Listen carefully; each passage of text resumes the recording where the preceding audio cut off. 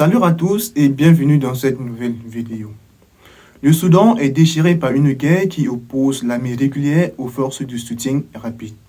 Pour comprendre la genèse de cette guerre, remontons dans le temps. En 2019, à l'issue de plusieurs semaines de contestation populaire, l'armée renverse le dictateur Omar el-Béchir et s'organise autour d'un conseil militaire de transition dont le général Abdel Fattah al-Burhan et Mohamed Hamdan Dagalo en feront partie. En 2023, une rivalité naît entre les deux du fait du partage du pouvoir et de l'intégration des forces de soutien rapide dans l'armée régulière. Le 15 avril 2023, de violents affrontements éclatent à Khartoum entre l'armée régulière et les forces de soutien rapide. Les combats se concentrent autour des zones stratégiques telles que le palais présidentiel, l'aéroport de Khartoum et la télévision nationale. En mai 2023, les forces de soutien rapide prennent une grande partie de Khartoum et du Darfour. L'aviation militaire tactique soudanaise, de par leur supériorité en appareil, soumet Khartoum à une salve de bombes.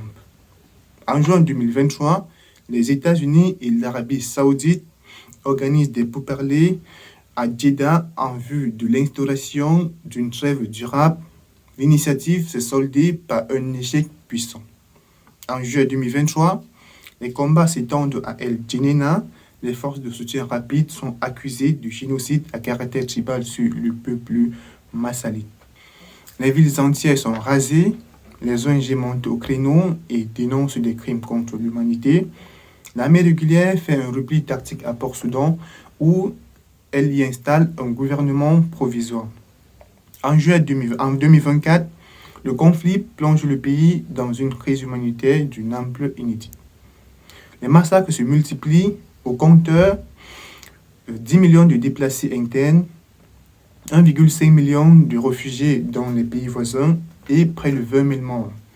Le FSA continue sa progression vers le centre et l'ouest, tandis que l'armée régulière, l'est et le nord. En fin 2024, le Soudan est balkanisé en plusieurs zones d'influence, avec à l'appui des zones sans loi. L'armée régulière contourne des zones stratégiques telles que Port-Soudan, la mer Rouge et Atbara. D'autres milices locales naissent, les unes pro-armée et les autres pro-FSA. Les rapports d'ONG évoquent le soutien discret des pays comme l'Égypte et l'Arabie saoudite à l'endroit du général Hemeti et les Émirats arabes unis et la Russie à